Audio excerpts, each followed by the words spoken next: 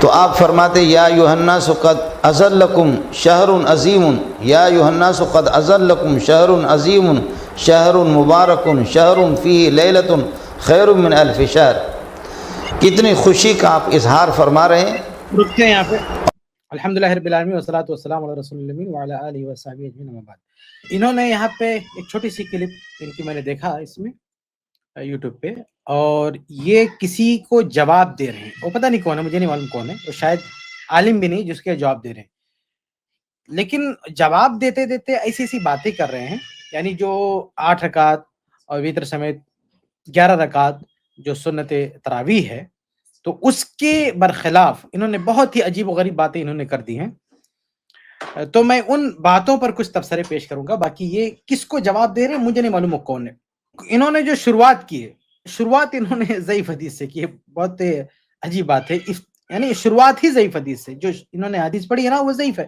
شیخ البانی رحمہ اللہ نے ضعیفہ میں پوری تفصیل سے اس پر بات کی، وہ ضعیف روایت ہے، تو ان کی شروعات ہی ضعیف روایت سے ہوتی ہے۔ اب ایسے شخصیات سے اور ایسے لوگوں سے آپ کیا امید رکھ سکتے ہیں جو شروعات ہی میں وہ اپنی گفتگو کی شروعات ہی ضعیف حدیث سے کرتے ہیں۔ آگے بڑھتے ہیں۔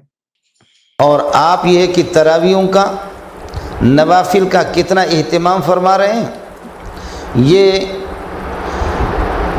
بالکل واضح بات ہے، اور امت مسلمہ کو اس وقت سے لے کر اب تک 1400 برس گزر چکے، 15ویں صدی شروع ہونے والی ہے،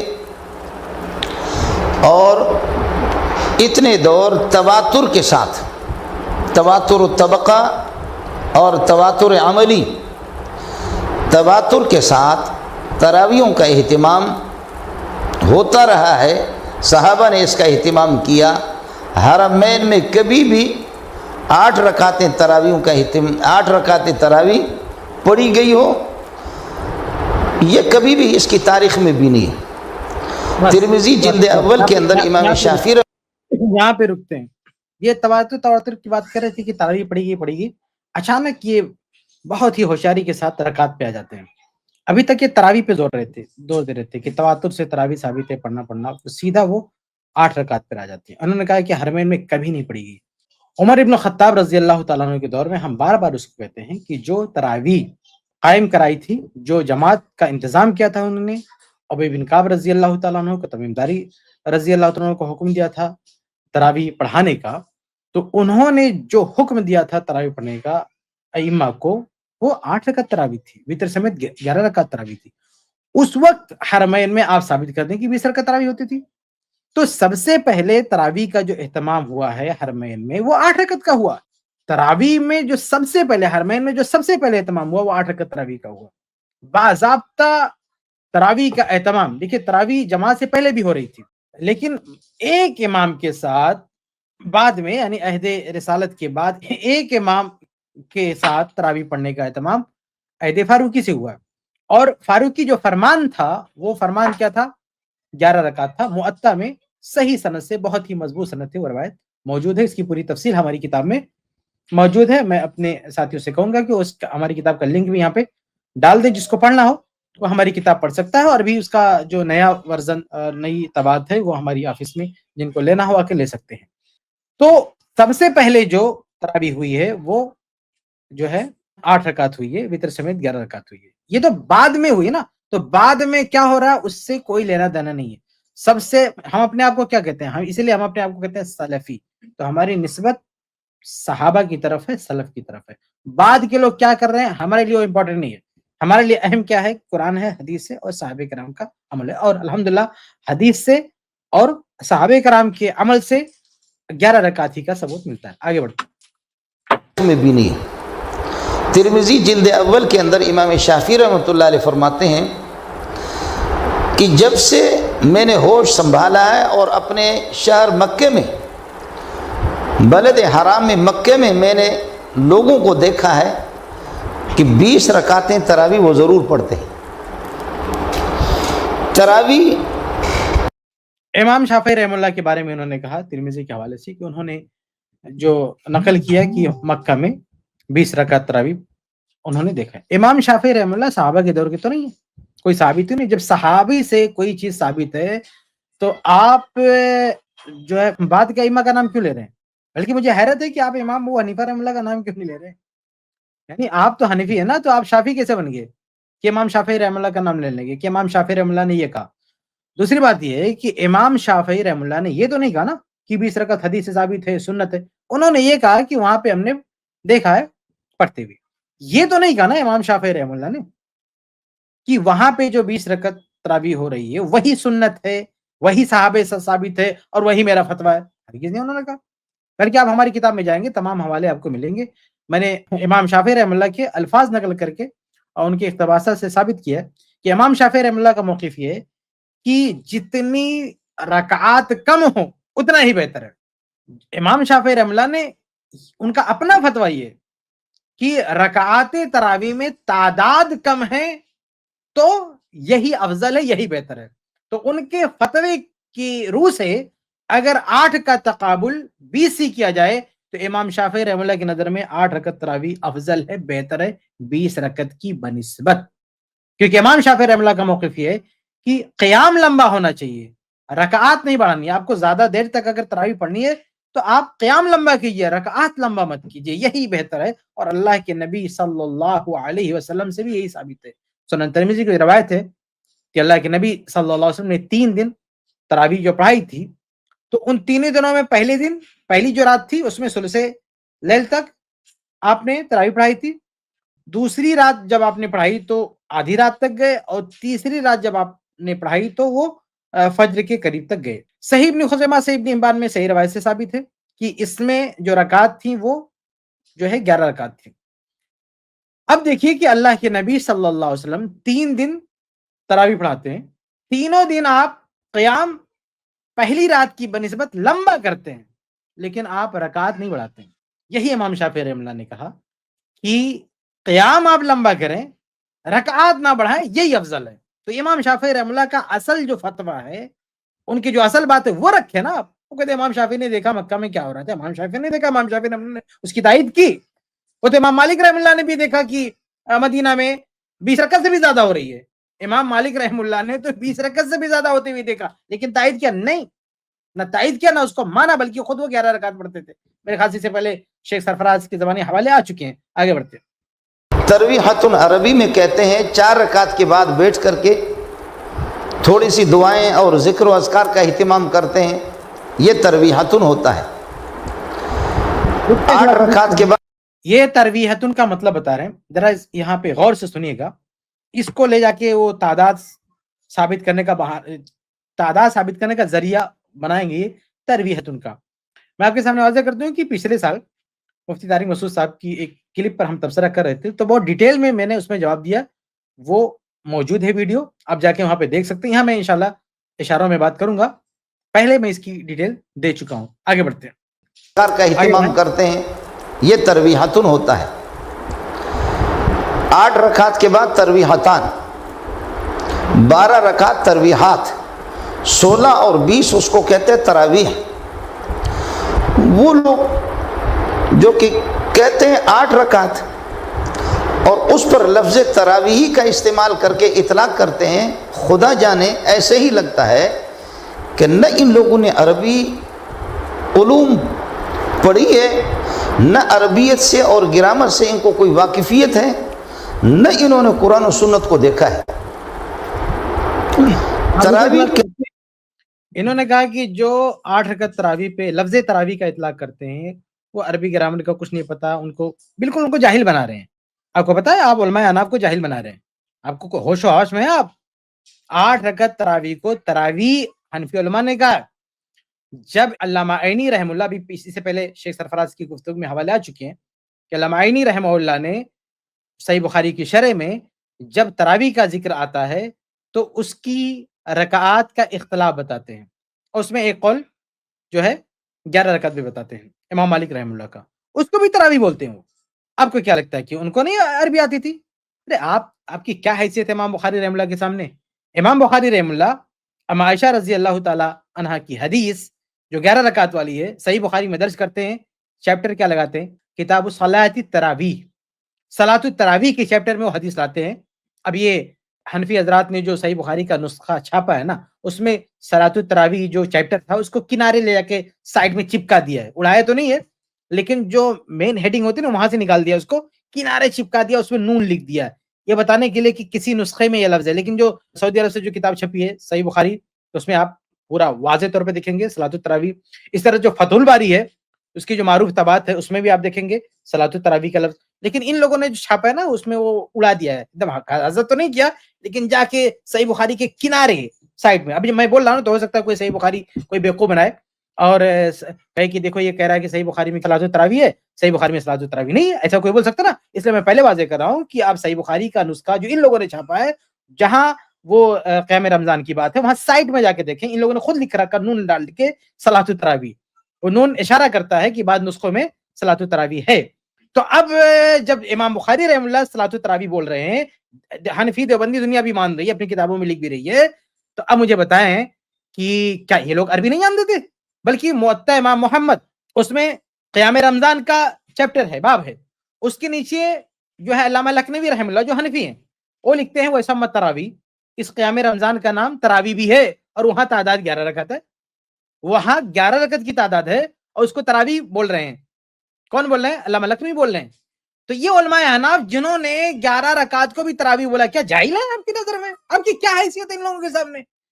یہ بڑے بڑے علماء، بھائی آپ دیکھیں گے تو اہل علم کی ایک بڑی تعداد ہے الحمدللہ جنہوں نے 11 رکعت کو سنت کا اسے تراویح کا ہے، اور آپ آئے ہیں عربی زبان کے حوالے سے یہ بتانے کے لیے وہ جاہل ہے؟ یہ سب آپ کی نظر میں جاہل ہے؟ استغفر اللہ۔ آگے بڑھتے ہیں۔ نہ عربیت سے اور گرامر سے ان کو کوئی واقفیت ہے، نہ انہوں نے قرآن و سنت کو دیکھا ہے۔ تراویح کہتے بھی ہے اور ادھر سے کہتے کہ 8، اور امت کو عام طبقہ کو اس طریقہ پر تشویش میں اور پریشانی میں مبتلا کرنا کہ بخاری میں ہے، بخاری کا نام لے کر کے بخاری میں ہے کہ ما کان یزید، حضرت عائشہ کی روایت ہے کہ ما کان یزید فی رمضان ولا فی غیری علی 11 رکعتا، کہ پیارے پیغمبر صلی اللہ علیہ وسلم رمضان اور غیر رمضان میں 11 رکعت سے زیادہ نہیں پڑھتے تھے۔ تراویح کے لفظ کو جو انہوں نے بنیاد بنایا اس پہ میں تھوڑی سی وضاحت اور کر دوں۔ دیکھیے یہ جو لفظ تراویح پہ ترویحہ بولتے ہیں کہ ترویحہ مطلب 4 رکعت کے بعد آرام کرنا، اب وہ جو ہے جب 3 بار آرام کریں گے کم سے کم 16 رکعت ہو جس سے انہوں نے کہا، یا 20 رکعت ہو، تبھی جا کے تراویح بول سکتے ہیں، ورنہ اگر کسی نے 8 ہی رکعت پڑھا ہے تو اس کے بعد اس کا 2 ہی ترویحہ ہو سکتا ہے، یہ صاحب کہتے ہیں، اس لیے اسے تراویح نہیں کہیں گے، ان کا کہنا۔ سب سے پہلی بات تو یہ ذہن میں رکھیں کہ لفظ تراویح نہ قرآن میں نہ حدیث میں، یہ علماء کا دیا ہوا یہ ٹائٹل ہے، اور کسی بھی نماز کا ٹائٹل اگر علماء دیں وہ صحیح بھی ہو سکتا ہے غلط بھی ہو سکتا ہے۔ غلط کی مثال میں دوں، جیسے اللیلۃ المبارکہ جو شب قدر ہے، کچھ لوگ زبردستی کہتے ہیں کہ رمضان کی 15ویں رات بھی شب قدر ہے، جبکہ غلط بات ہے، وہ شب قدر نہیں ہے، نہ وہ اللیلۃ المبارکہ ہے، لیکن یہ لوگ اس کا نام دے کے رکھے ہیں شب برات، شعبان کی، اللیلۃ البرات، شعبان کی، ہاں شعبان کی 15 تاریخ کو شب برات کا نام دیا اللیلۃ البرات۔ ہم اس نام کی کوئی اہمیت نہیں سمجھتے، یہ نام باطل ہے، غلط ہے، جھوٹ ہے، یہ ساری حنفی دنیا چلاتی رہے شب برات شب برات، ہمارے زمانے میں اس کی کوئی اہمیت نہیں ہے، سمجھ رہے؟ کیونکہ یہ لوگوں کا دیا ہوا نام ہے، کسی بھی صحیح حدیث میں یہ اللیلۃ البرات نہیں ہے۔ ایسے ہی تراویح کا لفظ یہ علماء کا دیا ہوا ہے، یہ اللہ اس کے رسول کا دیا ہوا نام نہیں ہے۔ آپ حدیث میں دیکھیں گے، قرآن میں دیکھیں گے، حدیث میں دیکھیں گے تو رات کی نماز کے لیے قیام کا لفظ، یہ قیام کا لفظ اپنے الگ الگ صیغوں میں الگ الگ جو ہے اسلوب میں قرآن میں ملے گا، حدیث میں ملے گا، یعنی رات کی نماز کے لیے قیام کا لفظ، اور یا اس مادے سے یا جس مادے سے لفظ بنا اس سے ملا ہوا لفظ آپ کو قرآن حدیث دونوں میں ملے گا، تو یہ اللہ اس کے رسول کی تعبیر ہے، قیام وقم اللیل، اس طرح کی تعبیرات۔ لیکن تراویح یہ دیا ہوا نام ہے، علماء کا دیا ہوا نام ہے، یہ امت کا دیا ہوا نام ہے، اس لیے جو نام لوگوں نے دیا ہے اس نماز کو، اس نام پہ اس شریعت کی بنیاد رکھنا یہ کسی بھی صورت میں درست نہیں۔ شریعت کی بنیاد قرآن ہوگی یا حدیث، نہ کہ لوگوں کا دیا ہوا نام، یہ سب سے پہلے یہ ذہن میں رکھ لیں۔ دوسری بات یہ ہے کہ جن لوگوں نے نام دیا ہے، ہم ان کی بات مان بھی لیں، تراویح یعنی ان کو آرام کرنا تھا، ہر 4 رکعت کے بعد آرام کرنا تھا، جب یہ نام کیوں پڑھا نا، اس کا بیک گراؤنڈ کیا ہے؟ اس کا بیک گراؤنڈ کیا ہے کہ لوگوں نے رکعتیں بڑھا لی، قیام بڑھانے کے بجائے رکعات بڑھا لی.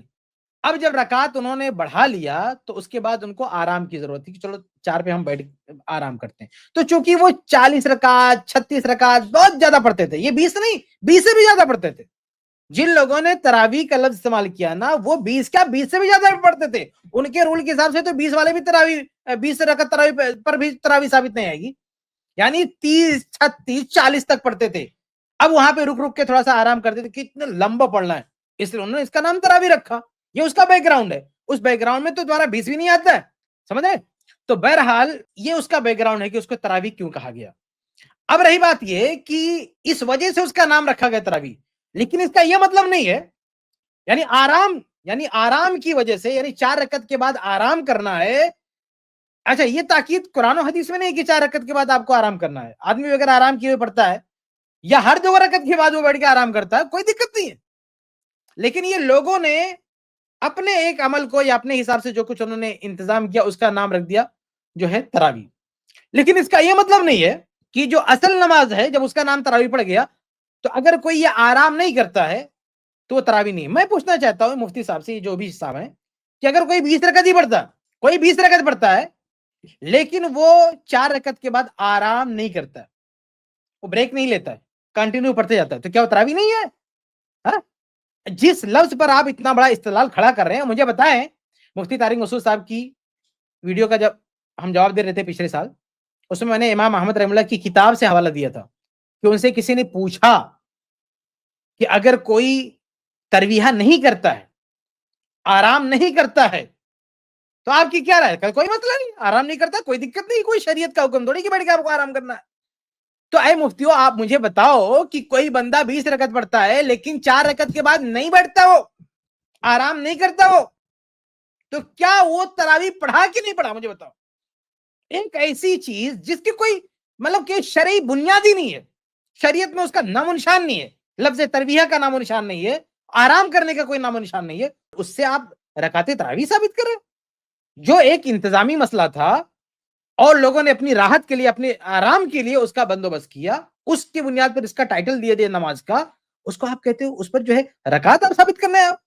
تو بہرحال یہ بہت ہی بیتکی بات ہے کہ جس کا کوئی سر پیر نہیں جس لفظ کا, اور جس کے یعنی ترویحہ اگر نہ بھی کیا جائے تو بھی وہ نماز مانی جائے گی, تو بھی اس کو تراویح کہا جائے گا. جس کے امام محمد رحمہ اللہ سے جو سوال و جواب ہوا اس کو تراویح کہا گیا, یعنی تراویح کہنے کے باوجود بھی اگر کوئی بیچ میں ترویحہ نہیں کرتا اس کو بھی تراویح کہا جاتا ہے. آپ پریشان ہیں کہ یار 8 رکعت میں تو 2 ہی ترویحہ ہوتا ہے, اللہ کے بندے 2 نہیں, ایک بھی ترویحہ نہ ہو تو بھی اس کو تراویح کہیں گے, کیونکہ اسی نماز کو جب ایک الگ انداز سے پڑھا گیا, اس کا نام لوگوں نے رکھا تراویح, تو اس کی کیفیت کوئی بھی ہو, جب ایک عرف میں بن گیا کہ بھئی یہ نماز کیا تراویح ہے, تو اس میں ایک بھی ترویحہ نہ ہو, ایک بھی ترویحہ نہ ہو, تم 2 کی بات کرتے ہو, ایک بھی ترویحہ نہ ہو, تو چاہے کوئی 8 پڑھتا ہے 20 پڑھتا ہے کتنا بھی پڑھتا ہے, ایک بھی ترویحہ نہیں ہے, تو کوئی کہہ دے, کوئی بھی دیوبندی حنفی عالم کھڑا ہو کے میرے سامنے کہ اگر کوئی ترویحہ نہیں کرتا تو اس کی نماز تراویح ہے کہ نہیں, اس کو پکڑ کے پوچھ کے بتاؤ ان لوگوں سے. جتنے لوگ بھی لفظ ترویحہ کو بنیاد بنا کر یہ کہتے ہیں کہ تراویح جو ہے 8 رکعت نہیں ہے, ان لوگوں کو پکڑ کے پوچھو, ان دیوبندیوں کو, ان حنفیوں کو پکڑ کے پوچھو کہ میاں اگر کوئی ترویحہ نہیں کرتا, 4 رکعت کے بعد آرام نہیں کرتا, اس کی نماز تراویح ہے کہ نہیں, اس نے تراویح پڑھی ہے کہ نہیں پڑھی. اگر یہ کہتے ہیں کہ اس نے تراویح پڑھی ہے تو پوچھو کہ بھیا جب ایک بھی ترویحہ نہیں ہے پھر بھی وہ تراویح ہے, تو اگر کوئی جو ہے 8 رکعت پڑھتا ہے, اگر 2 بار وہ ترویحہ کرتا ہے تو کیا اس کی رکعت جو ہے تراویح نہیں ہے؟ اور آج کے دور میں میرے بھائیوں یہ نہ 8 رکعت والے ترویحہ کرتے ہیں, نہ 20 رکعت والے ترویحہ کرتے, کوئی ترویحہ اور یہ نہیں کرتا, چھوٹا سا ایک معمولی سا بریک ہوتا ہے, بس معمولی سا. بہت ساری مسجدوں میں آپ دیکھیں گے تھوڑا یعنی بہت ہی معمولی سا وقفہ ہوتا ہے, اس کے بعد پھر کھڑے ہو کے ڈائریکٹ پڑھتے ہیں, یہ ترویحہ. بہرحال کہنے کا مطلب یہ کہ اس لفظ کی قرآن و حدیث میں کوئی بنیاد نہیں ہے, اس لیے اس لفظ کو سامنے رکھ کے آپ اتنا بڑا استدلال نہیں کر سکتے. اچھا ایک اور چیز, یہ لغت کی بات انہوں نے کہا تو اس کی بھی میں وضاحت کر دوں کہ لغوی اعتبار سے بھی اگر کوئی 2 بار ترویحہ کرتا ہے, یعنی 11 رکعت میں 2 بار کوئی ترویحہ کرتا تو بھی تراویح کا لفظ ثابت آئے گا, تو بھی تراویح وہاں پہ استعمال کر سکتے ہیں, کیونکہ تراویح جمع ہے اور 2 پر بھی جمع کا اطلاق ہوتا ہے. قرآن مجید کی آیت اللہ تعالیٰ نے سورہ نساء آیت نمبر 11 میں کہا فَإِنْ كَانَ لَهُ إِخْوَةٌ فَلِأُمِّهِ السُّدُسُ, کہ اگر کسی آدمی کا انتقال ہوتا ہے اس کے وارثین میں ماں ہے, اس کی ماں زندہ ہے, اور اس کے بھائی لوگ ہیں, تو ماں کا حصہ کتنا؟ 1/6. اب قرآن میں اخوا ہے, جمع ہے. اب یہ مفتیوں سے کوئی جا کے پوچھے کہ اگر کوئی آدمی مر گیا, اس کی ماں ہے اور اس کے 2 بھائی ہیں, تو ماں کو کتنا ملے گا؟ کیا 1/6 ملے گا یا کچھ اور ملے گا؟ 1/6 1/6 چھٹا حصہ ملے گا کہ نہیں ملے گا؟ یہ مفتی خود کہیں گے چھٹا حصہ ملے گا. تو کیسے ملے گا؟ قرآن نے تو اخوا کہا نا, جمع کیسے گا؟ یہ 2 پہ جمع کیسے ہو گیا؟ تو حقیقت میں قرآن میں 2 پر بھی جمع کا اطلاق ہوا ہے. قرآن میں اخوا کہا گیا ہے, اس میں 2 کو بھی مانا گیا ہے. خود حنفی دنیا بھی اس کو مانتی ہے کہ اگر کسی مرنے والے کے 2 بھائی ہیں, اس کی ماں ہے, تو ماں کو چھٹا حصہ ملے گا. 2 بھائی ہیں تو بھی. شیخ وہ قرآن کی جو آیت ہے نا, السارق والسارقۃ فاقطعوا ایدیہما, چوری کرنے والا مرد اور چوری کرنے والی عورت, ان کے ہاتھوں کو کاٹ دو, اس میں بھی دونوں کے لیے ایدی کا لفظ آیا ہے, جمع آیا ہے. حالانکہ دونوں کے ایک ایک ہاتھ تو فقط سقط قلوبکما, قرآن مجید میں فقط سقط قلوبکما. اگر تم حضرت جو اللہ کے نبی کی بیویوں سے کہا گیا اگر تم دونوں توبہ نہ کرو تو تمہارے دل مائل ہو گئے, تو اس میں بھی قلوب جمع آیا ہے, حالانکہ 2 لوگوں کے دل تو قلبان ہونا چاہیے. اس سے بہت ساری مثال اس کی موجود ہیں. اچھا, یہ لوگ 2 لوگ مل کے جماعت بھی تو بناتے ہیں بھائی. اگر کسی کی نماز چھوٹ گئی ہے, 2 لوگ ہیں سفر میں ہیں, تو 2 لوگ مل کے کیا جماعت نماز پڑھ سکتے کہ نہیں پڑھ سکتے؟ تو جماعت 2 لوگوں کی صرف جماعت کیسے؟ کم سے کم کہنا چاہیے 3 ہو گئے تبھی جماعت پڑھ سکتے. 2 لوگ جماعت ہی نہیں بنا سکتے. اگر جماعت اس کو نہیں کہیں گے 2 کی تعداد کو, تو پھر ان لوگوں کو فتویٰ دینا چاہیے کہ 2 لوگ مل کے جماعت ہی نہیں کر سکتے. جماعت بننے کے لیے کم سے کم 3 کی جو ہے ضرورت ہے. اچھا, ایک اور چیز یہ کہ لفظ تراویح یہ اللہ کے نبی صلی اللہ علیہ وسلم سے ثابت نہیں ہے, قرآن سے ثابت نہیں ہے, یہ کہیں سے, یہ علماء کا دیا ہوا جو ہے نام ہے. تو ایک چیز اور ذہن میں رکھیں کہ انہوں نے ابھی کہا نا کہ قرآن سے پتہ نہیں انہوں نے کہا کہ نہیں کہا. چلو ہم آگے سنتے ہیں, اس کو ہم آگے ذکر کریں گے انشاءاللہ. انہوں نے شاید, مجھے دھیان نہیں ہے, شاید میں دھیان نہیں رہا ہے, انہوں نے ایک دعویٰ یہ بھی کہا کہ قرآن سے آپ تراویح کا لفظ دکھاؤ. چلو ہو سکتا ہے آگے یہ بات آئے تو وہاں بات کریں گے. آگے بڑھتے ہیں, ان کی ویڈیو کو آگے بڑھائیں. میں نہیں سمجھتا حافظ شیئن وغابت ان کا اشیاء کہ ایک صفحہ کی حدیث آپ کو مل گئی, اور بخاری جو کہ عربی صفحات میں ہزاروں صفحات کی کتاب ہے, بخاری کے اندر احادیث مرفوع بھی ہے, موقوفہ بھی ہے, مقطوع بھی ہے. ایک روایت آپ نے دیکھی اسی بخاری میں ایک جگہ نہیں, 3-4 جگہوں میں یہ روایت ابن عباس کی کہ رات کو آپ صلی اللہ علیہ وسلم اٹھے بقول آپ کے کہ تہجد اور تراویح ایک ہے. اگر کوئی آپ سے پوچھے کہ تہجد اور تراویح ایک ہے تو اللہ کے لیے یہ بتا دو کہ تراویح کا ثبوت قرآن سے ہے. کوئی مولوی اس کے لیے تیار نہیں ہوگا. میں اہل حدیث حضرات کو خطاب نہیں کر رہا ہوں. یہ حضرت فرماتے ہیں کہ تراویح کا ثبوت قرآن سے ہے. ارے مفتی صاحب یہ بتائیے, تراویح کا ثبوت حدیث سے ہے؟ آپ کہہ رہے ہیں تراویح کا ثبوت قرآن سے دکھائیے. مفتی صاحب آپ مجھے حدیث سے تراویح کا ثبوت بتا دیجیے. ہے ہمت تو کوئی حدیث پڑھ کے بتائیے. پوری دنیا حنفیت, آپ کی سارے چھوٹے بڑے جتنی بھی آپ کی جمعیت ہے, جتنا بڑا آپ کا لشکر ہے, پوری دنیا کو اکٹھا کر لیجئے اور اس اسٹریم میں آپ آ جائیے اور مجھے کوئی حدیث بتا دیجیے جس میں تراویح کا لفظ. یہ کہنا کیا چاہتے ہیں؟ یہ کہنا چاہتے ہیں کہ قرآن میں لفظ تراویح دکھاؤ. ہم کہتے ہیں آپ حدیث میں دکھا دو, اس کے بعد ہم قرآن میں دکھاتے ہیں. کوئی ایک حدیث بتاؤ جس میں تراویح کا لفظ ہو. اللہ کے بندے, جب تراویح کا لفظ نہ قرآن میں ہے نہ حدیث میں ہے, تو یہ سوال کہ قرآن سے ثابت کر کے بات, یہ کون سی بات ہے؟ ارے بھائی, اگر کوئی بات قرآن میں نہ بھی ہو لیکن حدیث میں ہو تو بھی کافی ہے. حدیث ہمارے لیے کافی ہے. سب بات قرآن میں تھوڑی ہوتے. جو منکرین حدیث ہے وہ اس طرح کی بات کرتے ہیں, قرآن سے دکھاؤ, قرآن سے دکھاؤ. لیکن بھیا یہ جو لفظ ہے یہ تو قرآن میں بھی نہیں ہے, حدیث میں بھی نہیں, تمہارا بنایا ہوا ہے. کس نے دعویٰ کیا کہ قرآن میں لفظ ہے؟ باقی تراویح جو رات کی نماز ہے, اصل جو رات کی نماز ہے, قرآن و حدیث کی زبان کیا, میں نے پہلے بتایا کہ قرآن و حدیث میں تراویح کا لفظ نہیں ہے. قیام کا لفظ ملے گا یا اس سے ملتا جلتا لفظ ملے گا, صلاۃ اللیل کا لفظ ملے گا, اور یہ چیز تو قرآن میں ہے. یہ چیز تو قرآن میں باقاعدہ موجود ہے. آپ دیکھیں کہ قرآن میں اللہ سورہ مزمل میں اللہ فرماتا ہے یا ایھا المزمل قم اللیل الا قلیلا. قیام کا لفظ ہے کہ نہیں؟ قیام سے ہی قم اللیل, یا قیام سے. اچھا, اس طرح کا جب لفظ آتا نا حدیث میں, تو یہ حضرت اس کا ترجمہ تشریح کرتے ہوئے تراویح لے آتے ہیں. میں نے ایک کلپ کی طرف ان کا اشارہ کیا تھا, اگر وہ ہے تو ذرا چلائیں, میں دکھاتا ہوں یہی صاحب کیسے جو ہے قیام کا ترجمہ تراویح سے کرتے ہیں. اگر وہ ہے تو ذرا چلائیں اس کلپ کو. وقیام لیلہ تطوع, اور رات کو نفل پڑھنا, اس کو اللہ تعالیٰ نے یہ کہ تراویح وغیرہ پڑھنا ہے, اس کو ثواب کا ذریعہ بنایا اور نفل بنایا. نفل وہ اصل چیز رہے گی جو میں سنانا چاہتا تھا. وقیام لیلہ تطوع, اور رات کو نفل پڑھنا, اس کو اللہ تعالیٰ نے یہ کہ تراویح وغیرہ پڑھنا ہے, اس کو سنیے قیام لیلہ تطوع, ان کے الفاظ قیام لیلہ, لفظ کیا ہے قیام, اس کا ترجمہ کیا کر رہے ہیں آپ سنیے. قیام کا ترجمہ تراویح کر رہے ہیں. ذرا پھر سے سنیے ان کی آڈیو, پھر سے سنائیں ان کی ویڈیو. وقیام لیلہ تطوع, اور رات کو نفل پڑھنا, اس کو اللہ تعالیٰ نے یہ کہ تراویح وغیرہ پڑھنا ہے, اس کو ثواب کا ذریعہ. تراویح پڑھنا, قیام کا ترجمہ آپ نے تراویح کر دیا. اب بتائیے قیام اس طرح کا لفظ قرآن میں ہے کہ نہیں ہے؟ ہاں ابھی آپ خود قیام کا ترجمہ تراویح کر رہے ہیں. اللہ کے بندے, قیام کا لفظ قرآن میں نہیں ہے. قم اللیل الا قلیلا کیا ہے؟ قیام اسی سے ہے نا. تو اپنا تو بڑھ کے ترجمہ کر دیا آپ نے بڑے اچھے انداز میں, کہ وہ تراویح وغیرہ پڑھتے ہیں قیام سے. تو جب قیام سے ترجمہ آپ کر رہے ہیں تراویح کا, تو یہ قیام اس طرح کے الفاظ تو قرآن میں بھی ہیں, تو وہ تراویح کیوں نہیں ہے؟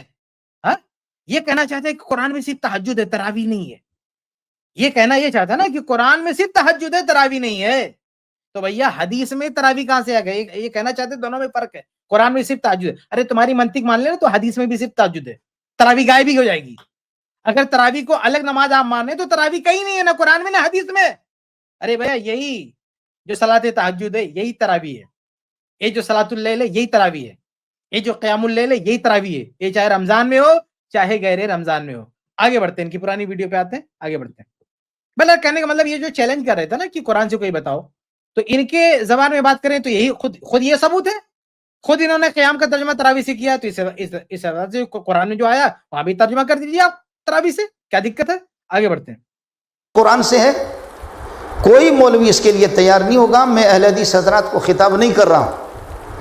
اہل حدیث قربان جاؤ مولانا احسان الہی ظہیر رحمۃ اللہ علیہ پر, اور اہل حدیث عبدالستار محدث دہلوی جیسے حدیث کو جاننے والے جو محدثین تھے, سید نذیر حسین, ان کو نہیں کہہ رہا ہوں. اس طبقے کو کہہ رہا ہوں کہ اللہ کرے کہ مجھے اور آپ کو آپس میں بٹھا دے. خدا یہ خواہش ظاہر فرما رہے ہیں کہ اللہ کرے کہ ساتھ میں بٹھا دے. یہ پتہ نہیں کس سے مخاطب, مجھے نہیں معلوم کون ہے بندہ جس سے یہ کہہ رہے ہیں کہ ساتھ میں بٹھا دیں. لیکن یہ جو مفتی صاحب جو بھی ہیں, اگر یہ اس اسٹریم میں آنا چاہیں, اگر کوئی ان سے واقف ہے تو ان کو بلا کے لائیں, اسٹریم میں دعوت دیں اور اسی موضوع پہ بات کرتے ہیں. اصل میں ان لوگوں کی پرابلم یہ ہوتی ہے نا کہ یہ ون سائڈ مطالعہ ان کا رہتا ہے. یہ صرف اپنے مسلک کی لکھی ہوئی کتاب پڑھتے ہیں بس, جو دونوں طرف کا جو تقابل نہیں کرتے. یعنی جو علماء نے اب تک لکھا ہے اور اتنے سارے لوگوں نے, اس کا یہ تقابل نہیں کرتے. یہ صرف جو ہے اپنے گھر سے, جو ان کے گھر میں جو لکھا گیا ہے, ان کی جو خود کی کتابیں ہیں وہی پڑھ کے اور اتنی بڑی بڑی بات کر دیتے. اللہ کے بندے ایک بار جو ہے علم کے سمندر میں اتریے اور دیکھیے کہ یہ علم کی دنیا کتنی بڑی ہے. چھوٹے سے ایریا میں بیٹھ کے اور محدود مطالعے کی روشنی میں اتنی بڑی بڑی بات کرتے ہیں کہ ایسا لگ رہا ہے کون سا تیر مار لیں گے آپ. ہاں اللہ کے بندے آپ دیکھیں علم کی دنیا بہت بڑی ہے. مطالعہ کریں اور دیکھیں کہ رکعت تراویح کے بارے میں علمی دنیا کیا کہتی ہے.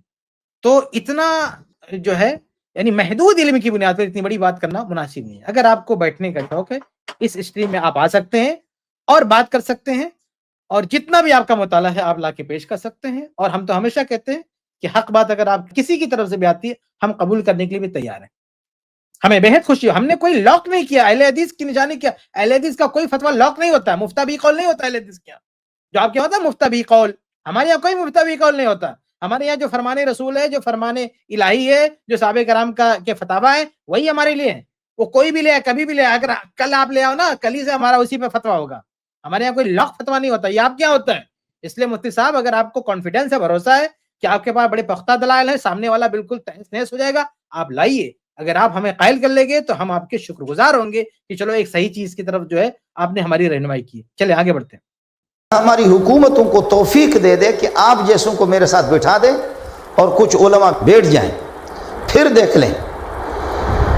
مکن یزید فی رمضان ولا فی غیر علی 11 رکعتن، یہ روایت تو ہے ابن عباس کی، یہ روایت بھی ہے کہ رات کو آپ اٹھے بقول آپ کے تہجد اور تراویح ایک ہے، فصلی رکعتین ثم صلی رکعتین ثم صلی رکعتین ثم صلی رکعتین ثم صلی رکعتین ثم صلی رکعتین ثم اوتر، 6 مرتبہ صلی رکعتین 12 رکعت بھی ہے۔ تو یہ پیکج اور یہ سہولت، یہ راحت پسندی آپ نے یہ چوری کہاں سے کی؟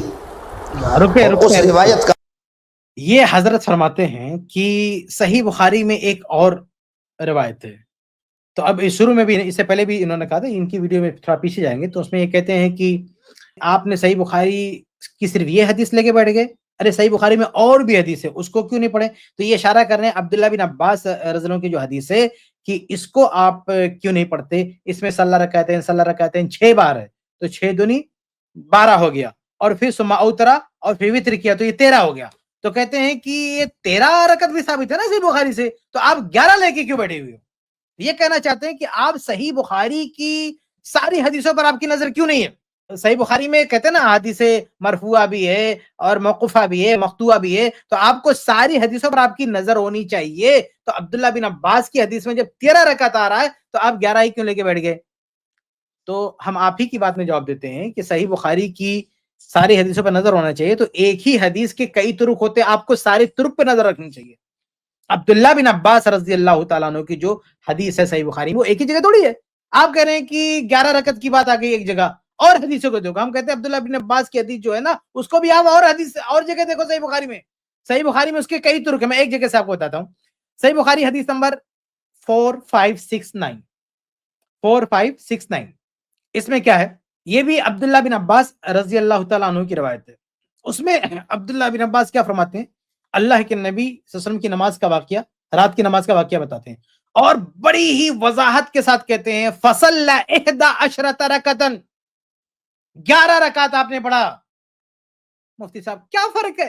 اما عائشہ نے 11 کہا، عبداللہ بن عباس رضی اللہ تعالیٰ عنہ نے 11 کہا۔ آپ پڑھیے، آپ جو دوسروں کو نصیحت کر رہے ہیں نا کہ ساری حدیثوں کو پڑھنا چاہیے، ارے بھائی آپ ساری حدیثوں کو پڑھیے۔ آپ کہتے ہیں عبداللہ بن عباس کی حدیث کو دیکھ لو، دیکھا ہم نے، وہاں بھی 11 ہے۔ عبداللہ بن عباس بھی 11 کہہ رہے ہیں رضی اللہ تعالیٰ عنہ، اما عائشہ رضی اللہ عنہ بھی 11 کہہ رہی ہیں، اور عبداللہ بن عباس رضی اللہ تعالیٰ عنہ بھی 11 کہہ رہے ہیں، 11 رکعت۔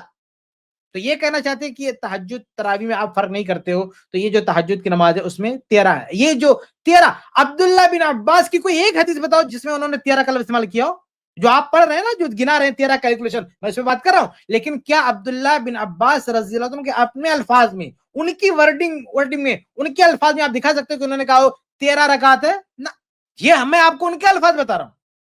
یہ عبداللہ بن عباس رضی اللہ تعالیٰ عنہ کے اپنے الفاظ ہیں۔ کیا الفاظ ہیں؟ کہ فصلی 11 رکعتن، صحیح بخاری عبداللہ بن عباس کی حدیث ہے، حدیث نمبر 4569۔ عبداللہ بن عباس رضی اللہ عنہ فرماتے ہیں کہ 11 رکعات اللہ کے نبی نے پڑھی ہے۔ آپ کو 13 دکھائی دیتا ہے؟ 13 کہاں سے مل گیا آپ کو بھی؟ وہ جو آپ نے حدیث پڑھی نا کہ صلی رکعتین 6 بار اور ثم اوترا، پھر سب ملا کے، یہ کیلکولیشن آپ کا ہے، عبداللہ بن عباس کا نہیں ہے۔ یہ کیلکولیشن آپ کا ہے، عبداللہ بن عباس رضی اللہ تعالیٰ عنہ کا نہیں ہے۔ عبداللہ بن عباس رضی اللہ عنہ کی ایک اور حدیث ہے صحیح بخاری میں، اس کی پوری تفصیل ہم نے، اچھا یہ کئی حدیثیں یعنی کئی طرق ہے، وہ سارے طرق ہماری کتاب میں جائیے آپ، مسنون رکعت تراویح، ہم نے سب کو اکٹھا کر دیا۔ یہ جو کہہ رہے آپ جو نصیحت کر رہے ہو نا کہ سب دیکھنا چاہیے، سب الحمدللہ ہم نے اکٹھا کر دیا، ہماری کتابیں جا کے پڑھیں۔ اس میں ایک روایت میں ہے کہ آپ نے عشاء کی نماز پڑھی، پھر گھر آئے اور آپ نے فوراً وہاں پہ نماز شروع کر دی۔ وہ جو 13 رکعت جس کی آپ ذکر کر رہے ہیں، اس میں جو شروع کی 2 رکعت ہیں وہ عشاء کے بعد کی 2 رکعت ہیں، ان کو آپ نکالیں گے تو 11 ہی بچیں گی۔ تو اسی طرح سے اور ایک اور حدیث میں جہاں پہ 13 کا لفظ آتا ہے، اما عائشہ رضی اللہ تعالی عنہا کی روایت میں، صحیح مسلم کی روایت میں، لوگ کہتے ہیں کہ دیکھو یہ تضاد ہو گیا، اما عائشہ نے صحیح بخاری میں ایک جگہ 11 کا، ایک جگہ 13 کہہ دیا۔ ارے بھائی وہاں اما عائشہ رضی اللہ عنہ کی وضاحت ہے کہ فجر کی 2 رکعت ملا کے 13، تو اصل کیا ہے؟ رات کی نماز 11، اب فجر کی 2 سنت ملا دی گئی تو اس کو ملا کے انکلوڈ کر کے 13 کہا جاتا ہے۔ اور کسی روایت میں عشاء کی نماز ملا کے، جیسا کہ عبداللہ بن عباس رضی اللہ تعالیٰ عنہ کی روایت ہے، اس کو ملا کے 13 کہا جاتا ہے. ایک صاحب کہہ رہے تھے کہ ایک حدیث میں 15 بھی ملتا ہے. ارے 15 ملتا ہے تو اس میں عشاء کی 2 رکعت ہے اور فجر کی 2 رکعت ہے اور پھر یہ 11, یہ سب ملاؤ گے تب جا کے 15 ہوگا. تو آپ حدیثوں کو سمجھیے, یہ کیلکولیشن آپ کا ہے, یہ کیلکولیشن صحابہ کا نہیں ہے. عبداللہ بن عباس رضی اللہ تعالیٰ عنہ نے خود جو کہا ہے وہ کتنا کہا کہ 11 رکعت پڑھتے تھے. اب وہ جو 16 رکعتین سے جو نتیجہ نکال لیں, یہ رزلٹ آپ کا نکالا ہوا, یہ نتیجہ آپ کا نکالا ہوا, عبداللہ بن عباس رضی اللہ تعالیٰ عنہ کا نہیں ہے. ایسے اما عائشہ رضی اللہ تعالیٰ عنہ نے جب 13 کہا تو کلیئر کر دیا کہ فجر کی 2 رکعت ملا کے 13, ورنہ اگر فجر کی نہیں ملاتے ہیں تو اما عائشہ رضی اللہ تعالیٰ عنہ کا اعلان صحیح بخاری میں کہ آپ 11 سے زیادہ نہیں پڑھتے تھے, چاہے رمضان ہو چاہے غیر رمضان ہو. تو یہ مفتی صاحب جو بڑے اعتماد کے ساتھ کہتے ہیں کہ صحیح بخاری پوری پڑھو, اور اس طرح کی باتیں لے کر یہ کتنے اعتماد سے کہتے ہیں ہمیں بٹھا دو اور ہم یہ کر لیں گے وہ کر لیں گے. سبحان اللہ, آئیے بھائی ہمارے سامنے یہ جو حدیث ہے نا جو آپ پیش کریں ہمارے سامنے بیٹھ کے بات کیجیے. ابھی ہم آپ کو بتاتے ہیں کہ صحیح بخاری میں صرف عبداللہ بن عباس کی حدیث ایک ہی جگہ نہیں ہے, اور بھی کئی جگہوں پر ہے, سب جگہ سے پڑھیے آپ. اسی لیے کہتے ہیں کہ علم کا سمندر بہت بڑا ہے, آپ ذرا آنکھیں کھولیے, علمی دنیا دیکھیے تو آپ کو پتا چلے گا کہ علمی دنیا کتنی بڑی ہے. صرف اپنی گھر کی کچھ کتابیں پڑھ لینے سے اور ون سائڈ مطالعہ کر لینے سے اتنے بڑے بڑے دعوے نہیں کیے جاتے. آگے بڑھتے ہیں. مقصد کیسے سمجھا کہ 8 ان میں سے تہجد ہے اور 3 ان میں سے وتر ہے. یہ جو 12 رکعت کا صراحۃ بخاری کے اندر موجود ہے تہجد, تو نہ اہل حدیث ہے, نہ شافی ہے, نہ مالک ہے, نہ حنبلی ہے, نہ حنفی ہے, نہ تو حدیث کو جانتا ہے, نہ تو نے بخاری کی شکل بھی دیکھی ہے. یہ تو نہ اہل حدیث ہے نہ یہ ہے. بھئی یہ باتیں تو آپ کو بھی کوئی کہہ سکتا نا کہ آپ نہ اہل حدیث ہے, نہ حنفی ہے, نہ شافی ہے, نہ مالکی ہیں, آپ دیوبندی ہیں, بلکہ لوگ کہتے بھی ہیں. تو اس طرح کے تناوز بالالقاب نہیں کرنا چاہیے. تم یہ نہیں ہے, یہ نہیں ہے. ارے بھائی کون کیا ہے یہ آپ جو ہے بتائیں گے, آپ یہ طے کریں گے. اب پتہ نہیں, ہو سکتا ہے سامنے والا کوئی اہل حدیث ہو جس کی طرف یہ اشارہ ہے, کیونکہ بار بار اہل حدیث کا نام لے کے اور جو ہے اس طرح سے یہ حضرت جو ہے رد کریں, تو کون ہے وہ, مجھے نہیں معلوم کس کے بارے میں حضرت کہہ رہے ہیں, لیکن یہ تو اہل حدیث نہیں ہے, تو فلاں نہیں, تو فلاں. تو آپ کے بارے میں تو کہہ سکتا نا بھی کہ آپ نہ اہل حدیث ہے, نہ حنفی ہے, نہ سلفی ہے, نہ کوئی نہیں, آپ تو دیوبندی ہے. آپ کو اچھا لگے گا اس طرح کی کوئی بات کرے گا. تو آگے بڑھتے ہیں. اور ابھی مجھے کوئی سنا رہا تھا, بخاری یہ بھی محدث بنا ہوا, اتبان بن مالک کی روایت, فغدا رسول اللہ صلی اللہ علیہ وسلم و ابی بکر, کوئی تیرے قریب ہو نہ تجھے بتا دے کہ وہ ابی بکر اس کو پڑھا جائے گا. رکھتے ہیں اگر یہ کسی نے پتہ نہیں کون ہے, کچھ نے کچھ غلط پڑھ دیا, کوئی اعراب وغیرہ کچھ غلط پڑھ دیا ہوگا, تو یہ گرفت کر رہے ہیں. دیکھو بھائی ایسے گرفت کرنے پر آئیں گے نا تو آپ کے امام ابو حنیفہ رحمہ اللہ بھی نہیں بچیں گے. آپ کو معلوم ہونا چاہیے کہ عربی زبان پہ ان پر بھی گرفت ہوئی ہے. تو اس طرح سے ایسا نہیں کہ کسی نے کوئی پڑھنے میں غلطی کر دیا تو اب اس غلطی کی وجہ سے اس کی حق بات ہی آپ جھٹلا دو گے. اگر کوئی آدمی صحیح بات کہہ رہا ہے لیکن بولنے کا سلیقہ نہیں ہے یا پڑھنے میں اس نے غلطی کر دیا, تو کیا آپ اس کی حق بات ٹھکرا دیں گے؟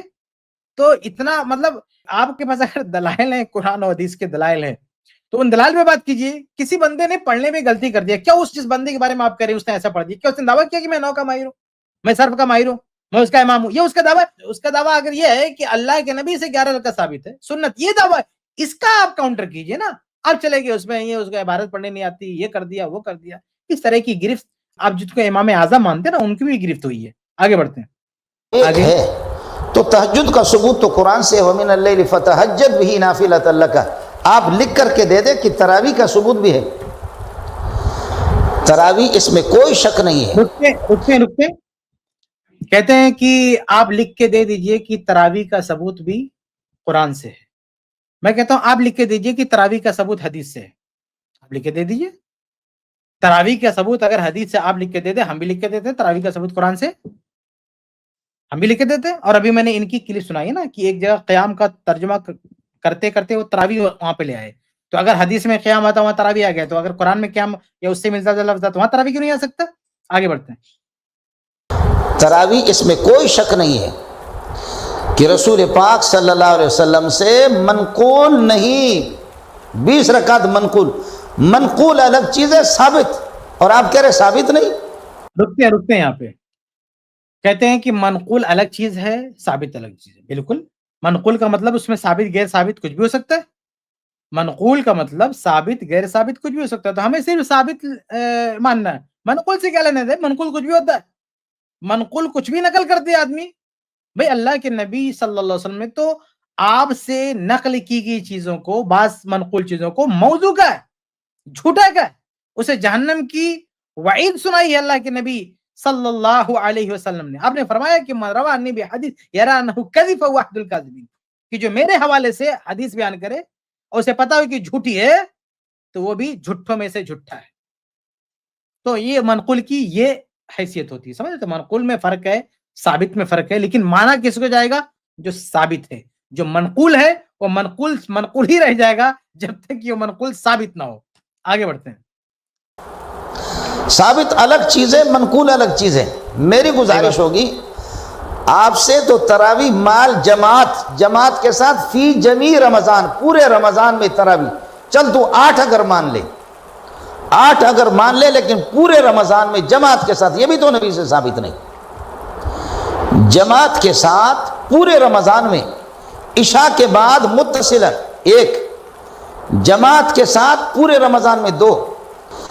جب ختم قرآن بھی منقول نہیں، لیکن یاد رہے کہ میں ثابت نہیں کہہ رہا ہوں، ثابت کا لفظ استعمال نہیں کر رہا، منقول کی بات کر رہا.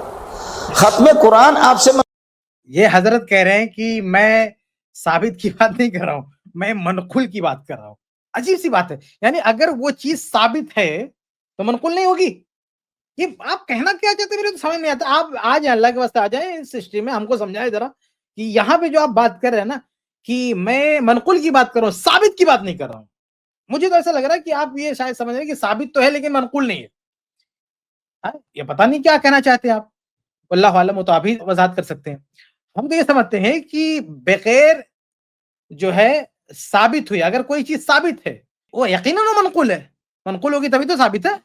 یہ کیسے ہو سکتا ہے بھائی؟ منقول سے گزرے بغیر کوئی چیز ثابت کیسے ہو سکتی ہے؟ نبی سے اگر منقول نہیں تو نبی سے ثابت کیسے چیز ہو سکتی ہے؟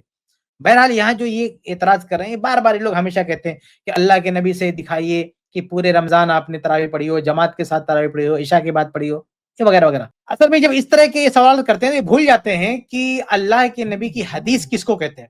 اب جو کہ کوئی بندہ کوئی اور ہوتا نا، یہ ہمیشہ لوگوں کو سکھانے پہ آ جاتے ہیں. اب ان کو پکڑ کے کوئی پوچھے کہ بھئی حدیث کی ڈیفینیشن کیا، حدیث کی تعریف کیا، اب ہمارے سامنے ہوتے ہم آپ سے پوچھتے ہیں. جب یہ بات آپ نے کہی نا کہ اللہ کے نبی سے بتائیں، ثبوت دے، تو اللہ کے نبی سے ثبوت کس چیز کا نام ہے؟ حدیث کی چیز کا نام ہے. اللہ کے نبی سے ثابت صرف اس کو نہیں کہیں گے کہ اللہ کے نبی صلی اللہ علیہ وسلم نے خود کیا ہو، یعنی آپ کا فعل ہو. اللہ کے نبی صلی اللہ علیہ وسلم نے اگر کہہ دیا تو بھی نبی سے ثابت ہے، چاہے آپ صلی اللہ علیہ وسلم نے اس پہ عمل کیا یا نہیں کیا. والدین کی خدمت کرنا چاہیے، یہ نبی سے ثابت ہے کہ نہیں ثابت ہے کوئی شخص جو کھڑا ہو کے کہتے کہ ثابت نہیں ہے؟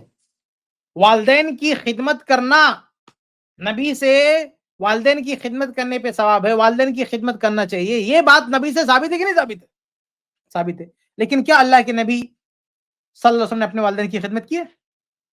آپ صلی اللہ علیہ وسلم اس دنیا میں آئے تو جب تک کہ آپ صلی اللہ علیہ وسلم بڑے ہوتے، والدین جا چکے تھے اس دنیا سے، موقع ہی نہیں ملا خدمت کرنے کا.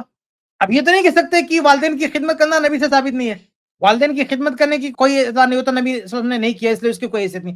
اللہ کے رسول نے عملاً نہیں کیا لیکن کہا تو آپ صلی اللہ علیہ وسلم سے ثابت کس چیز کو کہتے ہیں؟ بھئی آپ صلی اللہ علیہ وسلم نے کہا ہو وہ بھی ثابت ہے، آپ صلی اللہ علیہ وسلم نے کیا ہو وہ بھی ثابت ہے، اور آپ صلی اللہ علیہ وسلم کے سامنے کوئی کام کیا گیا اور آپ نے منظوری دے دی، یعنی آپ نے کہا بھی نہیں ہے اور کیا بھی نہیں ہے، لیکن آپ صلی اللہ علیہ وسلم نے اس کی منظوری دے دی، وہ بھی ہمارے لیے کیا ہے؟ حجت ہے. میرے سمجھ میں آتا ہے کہ یہ احناف، یہ حنفی لوگ اذان دیتے کہ نہیں دیتے مسجدوں میں؟ اللہ کے نبی صلی اللہ علیہ وسلم سے ثابت ہے مسجد میں اذان دینا؟ ہاں ثابت ہے جی. ان سے وہ پکڑ کے پوچھے کہ تم لوگ 5 وقت اذان دیتے ہو، امام ابو حنیفہ سکھا کے تم کو اللہ کے نبی صلی اللہ علیہ وسلم سے 5 وقت کی اذان دینا ثابت ہے؟ نہیں ثابت ہے. کیا دین کا حصہ ہے؟ نہیں ثابت نہیں ہے. کہا تو ہے بلال کو اذان دلوایا تو ہے 5 ٹائم. ہاں تو کیا 5 وقت کی اذان دینا نبی سے ثابت نہیں ہے؟ 5 وقت کی اذان اگر آج کوئی دے رہا مسجد میں تو کیا وہ اللہ کے نبی کی حدیث پہ عمل نہیں کر رہا؟ میرا یہ دعویٰ ہے کہ جو شخص 5 وقت کی اذان دیتا ہے وہ اللہ کے نبی صلی اللہ علیہ وسلم کی حدیث پر عمل کرتا ہے. ہمت ہو تو کہتے وہ حدیث پہ عمل نہیں کرتا. اور یہ کون سی حدیث پر؟ یہ اللہ کے نبی صلی اللہ علیہ وسلم کی قولی تقریری حدیث ہے. آپ نے کہا بھی کہ اے بلال اذان دو، اور آپ نے آپ کے سامنے بلال رضی اللہ عنہ نے کئی بار اذان دیا اور آپ نے اس کو منظور فرمایا. تو حدیث یہ بھی ہوتی ہے میرے بھائی کہ آپ نے کہا وہ بھی حدیث ہے, آپ نے کیا وہ بھی حدیث ہے, اور آپ کے سامنے کوئی کام کیا گیا وہ بھی حدیث ہے. یہ تینوں کے ذریعے آپ کا قول و فعل و تقریر ہو, تینوں میں سے کسی بھی ذریعے سے کوئی چیز ثابت ہو جائے وہ ہے حدیث, وہ ہے دلیل, اور ہمارے لیے وہ کافی ہے. سمجھ رہے؟ تو یہ جو تراویح کی بات ہے, ان تینوں میں سے کسی سے بھی ثابت ہو جائے تمہارا جواب بن گیا. سنن ترمذی کی حدیث کیا ہے کہ اللہ کے نبی صلی اللہ علیہ وسلم نے جب تراویح پڑھائی 3 دن, سنن ترمذی کی حدیث نمبر 806, تو صحابہ نے کیا فرمایا کہ لو نفلتنا بقیت لیلتنا هذه, کہ اے اللہ کے رسول صلی اللہ علیہ وسلم کیا ہی بہتر ہوتا کہ اگر آپ جو بقیہ راتیں رہ گئی ہیں وہ بھی آپ پڑھا دیتے. تو آپ نے کیا فرمایا, انہ من قام مع الامام حتى ينصرف كتب له قیام لیلۃ, کہ جو امام کے ساتھ قیام کر لے پوری رات کا ثواب ملے گا. آپ نے کہہ دیا نا امام کے ساتھ قیام کا, یہ دلیل نہیں ہے. کیا آپ نے کہا تھا کہ ایک ہی دن قیام کرنا؟ آپ نے کہہ دیا امام کے ساتھ قیام کرنا, اور رمضان میں کہا یہ رمضان کی فضیلت ہے. آپ صلی اللہ علیہ وسلم کا یہ کہنا ہے کہ قیام یعنی جماعت کے ساتھ امام کے ساتھ تراویح پڑھنے کی فضیلت بیان کرنا, یہ ثبوت ہے کہ پورا مہینہ تراویح جماعت سے ہو سکتی ہے, کیونکہ یہ بات آپ نے رمضان میں کہی ہے. سمجھ رہے؟ یہ اسی طرح سے انہوں نے کہا کہ وہ عشاء کے بعد پڑھنا, بھائی عشاء کے بعد پڑھیں یا آدھی رات کو پڑھیں یا اخیر رات کو پڑھیں, ہم کہتے ہیں کہ تینوں میں جائز ہے, کیونکہ یہ جو سنن ترمذی کی حدیث نمبر 806, اس میں آپ صلی اللہ علیہ وسلم نے جو 3 دن تراویح پڑھائی, پہلے دن رات کے شروع کے حصے میں پڑھائی ہے, اور دوسرے دن آپ اس کو پڑھتے پڑھتے لے گئے آدھی رات تک, اور تیسرے دن آپ پڑھتے پڑھتے گئے بالکل فجر تک. تو آپ نے جو ہے شروع کے حصے تک بھی پڑھا ہے, نصف لیل تک پڑھا ہے, آخر تک پڑھا ہے. اس لیے یہ چیز کیا ہے, آپ جب چاہیں پڑھ سکتے ہیں, کیونکہ اللہ کے نبی صلی اللہ علیہ وسلم سے ثابت ہے. ایسے ہی ابی بن کعب رضی اللہ عنہ کی روایت ہے, سنن ابی داؤد وغیرہ میں اور بھی کئی کتب میں ہے, ہماری کتاب رکعت تراویح میں ملے گی آپ کی روایت, کہ رمضان میں خواتین نے اللہ کے نبی صلی اللہ علیہ وسلم سے کہا کہ ہم نے ابی بن کعب رضی اللہ تعالیٰ عنہ کو طے کیا ہے تراویح پڑھانے کے لیے, تو یہ کیسا, اس کے بابت سوال کیا, تو اللہ کے نبی صلی اللہ علیہ وسلم نے اس پر بھی تقریری منظوری دی. تو وہ تو رمضان بھر کی بات تھی نا, یعنی ایک صحابی خواتین کو پورے رمضان تراویح پڑھا رہے ہیں, رمضان بھر کی پرمیشن تھی, وہ 1-2 دن کی بات نہیں ہے, اور اللہ کے نبی نے پورے رمضان تراویح پڑھانے کی اجازت دی, اس کو منظور فرمایا. یہ ثبوت ہے کہ پورے رمضان آپ تراویح پڑھ سکتے ہیں. بہت ساری حدیث ہے. شیخ البانی رحمہ اللہ نے بھی اپنی کتاب تراویح والی کتاب میں ایسی کئی حدیثیں پیش کی ہیں. تو ان کا مسئلہ یہ ہے نا کہ یہ کوئی چیز اللہ کے نبی سب سے ثابت ہو, تو اگر وہ قول سے ثابت ہوگا تو کہیں گے فعل دکھاؤ, فعل سے ثابت ہوگا تو کہیں گے قول دکھاؤ. اللہ کے رسول نے ایسا کرنے کے لیے کہاں کہا وہ بتاؤ, کہا ہوا بھیا تو کہیں گے کیا کہاں وہ بتاؤ. ارے بھائی چاہے کہا ہو, چاہے کیا ہو, چاہے منظور کیا ہو, تینوں ہمارے دلیل ہے. تو یہ رکعت تراویح پورے رمضان پڑھنا اللہ کے نبی صلی اللہ علیہ وسلم کے قول سے اور آپ کی تقریر سے ثابت ہے, اور وہ بھی ہمارے لیے دلیل ہے. مفتی صاحب نے کہا کہ قرآن مجید ختم کرنا, اس کا کیا ثبوت ہے؟ ہم نے یہ نہیں کہا کبھی کہ قرآن مجید ختم کرنا ضروری ہے, کیونکہ اللہ کے نبی صلی اللہ علیہ وسلم نے ایسی کوئی تاکید نہیں کی. اگر کوئی تراویح میں قرآن ختم نہیں کرتا وہ گنہگار نہیں ہے. ہمت ہے تو کوئی فتویٰ دے کے بتائے گنہگار ہے. تو اگر کوئی قرآن مجید ختم کرتا اچھی بات ہے, 2 بار ختم کر لے, 3 بار ختم کر لے, کوئی مسئلہ نہیں ہے. لیکن اگر کوئی ختم نہیں کرتا ہے تو گنہگار نہیں ہے. اللہ کے نبی صلی اللہ علیہ وسلم نے یا صحابہ نے کسی نے بھی یہ تاکید نہیں کی ہے کہ رمضان میں قرآن ختم ہونا چاہیے. تو یہ آپ کے لیے آزادی ہے, آپ جتنا چاہے پڑھیں, اور آپ کے اوپر ہے. آپ قرآن ختم کریں, 2 بار ختم کریں, 3 بار ختم کریں یا نہ ختم کریں, آدمی کے اوپر ہے. البتہ یہ بات ہم کہیں گے کہ جتنا اس کا قیام لمبا ہوگا اتنی اس کی فضیلت ہے, کیونکہ صحیح مسلم کی حدیث ہے کہ افضل الصلاۃ طول القنوت, سب سے بہترین نماز وہ ہے جس کا قیام لمبا ہو. تو جتنا زیادہ آپ پڑھیں گے, قرآن پڑھنے کا جو طریقہ ہے تجوید کے ساتھ پورے اطمینان کے ساتھ, آپ جتنا پڑھ پائے اتنا بہتر. ہم یہ نہیں کہتے کہ ایک بار آپ نے قرآن ختم کر دیا تو ہو گیا, مطلب وہی اصل تراوی نہیں. اصل تراوی یعنی اس میں ثواب بڑھتا جائے گا جتنا آپ قرآن پڑھیں گے. تو آزادی ہے, جتنا چاہے پڑھیں گے. تو جب وہ چیز جائز ہے, قرآن ختم کرنا بھی جائز ہے, نہیں ختم کرتے وہ بھی جائز ہے, 2 بار ختم کرتے وہ بھی جائز ہے, تو یہ جب آسانی دی گئی ہے تو اس میں سے ہر چیز جب شریعت نے پابندی نہیں کی تو آپ کون ہوتے پابند کرنے والے کہ ایسا ہی کرنا؟ تو ہم نے تو پابند نہیں کیا. ہم نے تو کبھی نہیں کہا کہ قرآن ختم کرنا ضروری ہے. اگر ہم نے یہ کہا تھا قرآن ختم کرنا ضروری ہے تو آپ ثبوت مانگتے. ہم نے کہا ہی نہیں قرآن ختم کرنا ضروری ہے. تو جب شریعت نے ہم کو پابند نہیں کیا تو ہم بھی پابند نہیں کر سکتے. آگے بڑھتے ہیں. منقول نہیں, عشاء کے فوراً بعد آپ سے منقول نہیں, فی جمی رمضان آپ سے منقول نہیں. عشاء کے بعد جب عشاء کے بعد عشاء کے فوراً بعد منقول نہیں ہے. وہ جو ترمذی کی روایت ہے کہ پہلے دن آپ نے پڑھائی تھی تو ثلث لیل تک, پھر نصف لیل تک, پھر فجر تک چلے گی. یہ پورا سیاق بتاتا ہے کہ پہلے دن جو تراویح شروع ہوئی تھی وہ عشاء کے بعد شروع ہوئی تھی, تبھی تو اس کو شروع کے ثلث لیل اس کو شمار کیا جا رہا ہے. اور ایسی کئی روایت ہیں جس میں صراحت بھی ہے کہ اللہ کے نبی صلی اللہ علیہ وسلم نے عشاء کی نماز پڑھنے کے فوراً بعد آپ نے رات کی نماز پڑھی. اور ہمارے یہاں کوئی فرق نہیں ہے, چاہے وہ جس کو آپ تہجد کہتے ہیں یا تراویح کہتے ہیں, رمضان کی نماز ہو غیر رمضان ہو, ہم اس میں کوئی فرق نہیں کرتے ہیں. ہاں, رمضان میں چونکہ اہتمام بڑھ جاتا ہے, اس کی کچھ کیفیت بدل جاتی ہے, لیکن وہ نماز وہی ہے, نماز الگ نہیں ہے. اس لیے دوسری روایت میں یعنی رمضان کے علاوہ کئی ایسی روایت ہیں کہ فوراً واقعتاً وضاحت کے ساتھ ثبوت ملتا ہے کہ صلاۃ عشاء کی ادائیگی کے فوراً بعد اللہ کے نبی صلی اللہ علیہ وسلم نے وہ رات کی نماز پڑھی ہے. بلکہ رمضان میں بھی ایسی روایتیں ملتی ہیں کہ رمضان میں بھی اللہ کے نبی صلی اللہ علیہ وسلم نے, میرے خیال سے یہ ہو سکتا ہے ویڈیو کے آخر میں اس روایت کی طرف یہ اشارہ کریں, ہم اس کا جواب دیں گے انشاءاللہ, کہ رمضان کے بالکل آخر میں بھی فوراً عشاء کے بعد یہ رات کی نماز پڑھنا, تراویح جس کو بعد کے علماء نے نام دیا ہے یعنی قیام اللیل, فوراً عشاء کے بعد پڑھنا بھی ثابت ہے. آگے بڑھتے ہیں. اور جماعت کے ساتھ پورے رمضان میں ما ختم القرآن, یہ 3-4 چیزیں یہ کہاں سے ثابت ہے؟ اس کا تو آپ اس کو تو آپ بھی مانتے ہیں کہ فی جمی رمضان تراویح ہوگی. چلو 8, اور تو پورے رمضان میں. تو نبی سے جب آپ بتا رہے ہیں کہ 3 رکعتیں حضرت نے 3 راتیں آپ صلی اللہ علیہ وسلم نے پڑھائی ہے, تو پھر پورے رمضان میں ختم القرآن نبی سے ثابت کر کے آپ دے دیں. آپ کہتے ہیں کہ صرف 3 دن اللہ کے نبی نے پڑھائی, 3 دن پڑھائی ہے, پورے رمضان پڑھنے کی ترغیب دی ہے نا بھائی. آپ نے 3 دن پڑھائی ہے لیکن رمضان بھر پڑھنے کی ترغیب تو دی ہے, ترمذی کی روایت ہے. اور پھر ابی بن کعب رضی اللہ تعالیٰ عنہ والی جو روایت ہے کہ خواتین نے کہا پورے رمضان پڑھنے کی بات ہے, اس کو آپ نے منظوری دی ہے.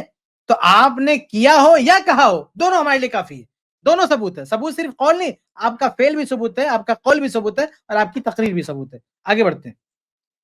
آپ نقل کر کے بتا دیں عشاء کے بعد متصلاً پورے رمضان کے اندر یہ 3-4 باتوں کا اہتمام آپ بھی کرتے ہیں, انڈا چور مرغا چور تو آپ بھی ہے. جب یہ باتیں لازمی طور پر مجبور ہو کر کے آپ کو کہنا پڑے گا, اس کا ثبوت امت سے ہے, صحابہ سے ہے. جب صحابہ سے اس کا ثبوت ہے تو آپ رکیے, یہ آپ جو ہے آپ کون ہوتے نمائندگی کرنے والے ہمارے جواب کی, کیا مجبور ہو کے کہیں گے؟ ہاں, ہمارے سامنے آ کے بیٹھ کے بتاؤ کہ ہم کیا کہیں گے. ہمارے سامنے بیٹھو, ہم بتائیں گے نا کہ ہم کیا کہتے ہیں. آپ کون ہوتے اپنے گھر سے بیٹھ کے فیصلہ کرنے والے کہ یہ لوگ یہ کہیں گے؟ کس اہل حدیث نے کہا کہ ہم نے امت لیا؟ پورے جو ہے بر صغیر میں جن جن سے آپ کا واسطہ پڑا, کسی ایک کا نام بتا دیں. آپ کسی ایک اہل حدیث کا نام بتا دیں جس نے یہ کہا ہے کہ پورے رمضان تراویح پڑھنا یا عشاء کے بعد فوراً پڑھنا یہ ہم نے امت سے سیکھا, نبی سے نہیں سیکھا. ایک اہل حدیث بتا دیں. تو آپ کون ہوتے ہماری طرف سے جواب کی نمائندگی کرنے والے بھائی؟ تو یہ ساری چیزیں اللہ کے فضل و کرم سے حدیث سے ثابت ہیں. پورے رمضان تراویح پڑھنا حدیث سے ثابت ہے, عشاء کے بعد تراویح پڑھنا حدیث سے ثابت ہے. تراویح میں قرآن اپنی مرضی کے مطابق جتنا چاہے پڑھا, حدیث سے ثابت ہے. تو جو حدیث سے ثابت ہے وہ ہمارا موقف ہے, اور ہم اس سے حدیث سے دلائل رکھتے ہیں اور صحابہ سے بھی رکھتے ہیں. ہمارا یہ دعویٰ ہرگز نہیں کہ ہم نے امت سے لیا ہے, قرآن حدیث میں نہیں ملتا ہے. تو آپ کی بدقسمتی ہے کہ آپ اتنی بڑی بڑی بات کہہ جاتے ہیں کہ ہمیں حدیث میں نہیں ملتا, قرآن میں نہیں ملتا, اور یہ امت نے آپ کو سکھایا. لا حول ولا قوت الا باللہ, یعنی لوگوں نے آپ کو سکھایا, یعنی اللہ نے نہیں سکھایا آپ کو, اللہ نے کوئی تعلیم نہیں دی, اللہ کے رسول نے کوئی تعلیم نہیں, یہ امت نے آپ کو سکھایا. آگے بڑھتے ہیں. 20 رکعت بھی صحابہ سے ثابت ہے, یہ حضرت عمر سے ثابت ہے. پھر ہر چیز کو مجھے یہ اللہ کی ذات سے کبھی امید ہے. بعض متواتر اعمال ہے, تواتر عملی اور تواتر تبع کا. یہ جو بیچ میں انہوں نے کہہ دیا نا کہ صحابہ سے عمر فاروق سے 20 رکعت ثابت ہے, غلط بات. عمر فاروق رضی اللہ تعالیٰ عنہ سے 8 رکعت ثابت ہے، وتر سمیت 11 رکعت ثابت ہے، 11 رکعت سے ایک رکعت بھی زیادہ ان سے ثابت نہیں ہے۔ آگے بڑھتے ہیں یہ آگے۔ تواتر الطبقہ تواتر عملی کے ساتھ مروی ہے، اس کے لیے تواتر حدیث صحیح خبر واحد سے بھی زیادہ مضبوط دلیل ہوتی ہے۔ تواتر عملی، تواتر الطبقہ بقول آپ کے، میں تو آپ کا اہل حدیث نہیں سمجھتا، اہل حدیث جو حدیث کو جانتے ہیں ان کا تو میں خادم ہوں، میں جانتا ہوں کہ میں آپ کو اہل حدیث بھی نہیں سمجھتا، کسی مذہب سے بھی آپ کا تعلق بھی نہیں سمجھتا۔ سبحان اللہ، ایک تو پتہ نہیں وہ مسٹر ہے، ہمارے بھی خطیب صاحب بھی جا کر کے اس کے پیشانے بھی چومتا ہے، فیما بلغنا عن الزہری کو پڑھتا ہے فیما بلغنا عن الزہری، یہ ہمارے دوسرے تیسرے سال کے جو عربی پڑھنے والا ہوتا اس کو بھی پتہ ہوتا ہے، بلغنا الگ چیز ہے اور بلغنا الگ چیز ہے۔ عبارت پڑھنی جس کو نہ آ جائے، اور ایک پتہ نہیں اور کوئی بوڑھا مجھے کسی نے دکھا دیا، وہ بھی کہتا ہے کہ نہیں تراویح کا کوئی ثبوت ہی نہیں ہے۔ اب تراویح جو حضرات 20 رکعت سے چوری کر کے کہتا ہے کہ 20 رکعت نہیں 8 رکعت، اب 8 بھی انہوں نے چھوڑ دیے، اب وہ الگ بس یہ ہو گئی کہ 8 بھی ضروری نہیں ہے، پڑھے۔ یہ انہوں نے چوری کا الزام لگا نا کہ جو 8 کرتے ہیں وہ چوری کرتے ہیں۔ ارے بھائی اس حساب سے تو آپ بھی چور ہیں بھائی۔ اللہ کے نبی صلی اللہ علیہ وسلم کی جو تراویح تھی اور صحابہ کی جو تراویح تھی، اللہ کے نبی صلی اللہ علیہ وسلم کی حدیث ابھی ہم نے پیش کی ہے کہ آپ نے 3 رات پڑھائی، اس میں ایک رات فجر تک گئے، فجر تک آپ پڑھتے رہے تراویح۔ آپ پڑھتے چور ہوئے نا، آپ فجر تک پڑھتے کہ 1 گھنٹے میں بھاگ لیتے۔ اور عمر فاروق رضی اللہ عنہ جو تراویح پڑھوائی تھی، اس میں ہماری کتاب جو مسنون رکعات تراویح، ہم نے کئی روایتیں نقل کی ہیں کہ صحابہ کہتے ہیں کہ ہم اتنا لمبا قیام کرتے تھے کہ بعض رسیوں کا سہارا لے کے کھڑا ہونا پڑتا تھا، حتیٰ کہ بعض روایتوں میں ہے کہ ہمیں سحری کا ہمیں خوف ہوتا تھا کہ نماز فجر چھوٹ جائے گی، سحری چھوٹ جائے گی، اتنا لمبا قیام کرتے تھے۔ کیا آپ ایسا کرتے ہیں تو کیا آپ چور ہیں؟ حیرت کی بات ہے، یہ لوگ اپنے منہ میاں مٹھو بنتے ہیں، ان کی یہ حیثیت، یہ تراویح کے سب سے بڑے چور یہ خود ہیں اور دوسروں کو چور کہتے ہیں۔ آپ بہت ساری اہل حدیث مسجد میں چلے جائیں، 8 رکعت تراویح ہوتی ہے، ابھی 8 رکعت ختم نہیں ہوئی، ان کی 20 ختم ہو گئی، کون ہوا چور بتاؤ؟ ہاں سچی بات بولو نا، کون ہوا چور؟ یہ رکعتیں بڑھا کے شائع بن گئے آپ، ہاں رکعتیں بڑھا کے آپ نے بہت بڑا تیر مان لیا۔ اہل حدیث کی 8 رکعت تراویح ختم نہیں ہوتی ہے، ان حضرت کی 20 ختم ہو جاتی، کون ہوا چور بتاؤ؟ چوری کس نے کیا بتاؤ؟ اہل حدیث نے کون سی چوری کیا؟ اتنی لمبی نماز پڑھ رہا ہے، اطمینان سے رکوع، اللہ کے نبی صلی اللہ علیہ وسلم نے چور کس کو کہا پتہ ہے؟ وہ جو صحیح سے رکوع نہیں کرتا، صحیح سے سجدہ نہیں کرتا، اس کو اللہ کے رسول نے چور کہا ہے، وہ نماز میں چوری کرتا ہے۔ یہ چوری یہ لوگ کرتے ہیں۔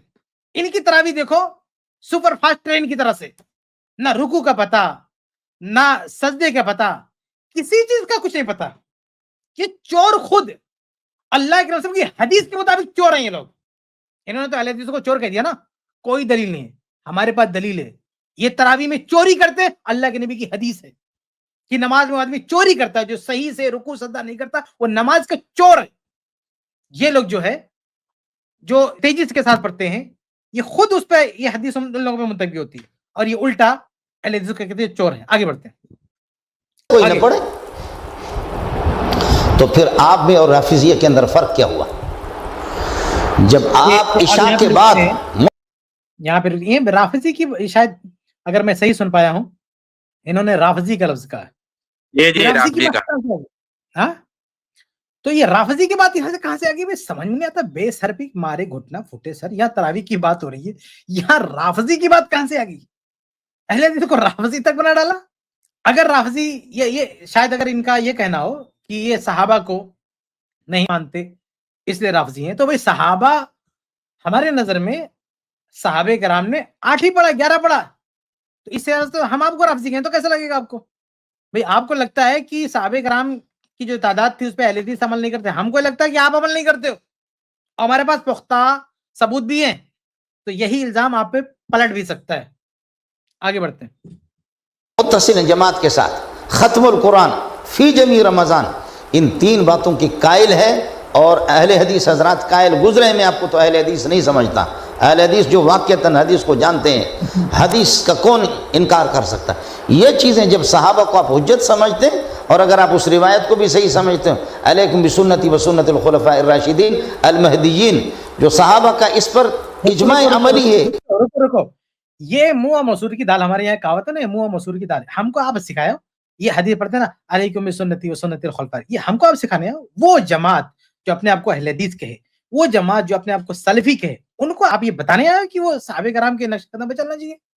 جو خود اپنے آپ کو دیوبندی کہے، جو خود اپنے آپ کو حنفی کہے، اس کو شرم آنی چاہیے سلفیوں کو یہ سکھاتے ہوئے کہ صحابہ کرام کے نقش قدم پہ چلو۔ ارے جنہوں نے صحابہ کرام کے نقش قدم پر چلنے کو اپنا ٹائٹل بنایا، اپنا لقب بنایا، خود کو سلفی کا، ان کو تم آئے سکھانے کے لیے کہ ان کو صحابہ کرام کا یہ علیکم بسنتی کا حدیث تمہارا منہ پڑھنے کا؟ شرم آنی چاہیے آپ کو۔ اہل حدیث کو آئینہ دکھانے آ رہے ہو کہ صحابہ کرام کے نقش قدم پہ چلنا چاہیے، ہے خود کو دیوبندی، نقشبندی، پتہ نہیں کیا کیا بولتے پھر رہے، اور وہ اہل حدیث جو اپنے آپ کو سلفی کہتا ہے، اپنے آپ کو صحابہ کرام کے منہج پہ چلنے والا کہتا ہے، اس کو آئے صحابہ کرام کی راہ دکھانے، شرم آنی چاہیے آپ کو۔ آگے بڑھتے ہیں۔ ذات سے کبھی امید ہے اس مسئلے کو تو حل نہیں کرے گا، بالکل حل نہیں کرے گا، بالکل حل نہیں کرے گا۔ یہ چیزیں آپ کہتے ہیں ہر حل ہو چکا ہے۔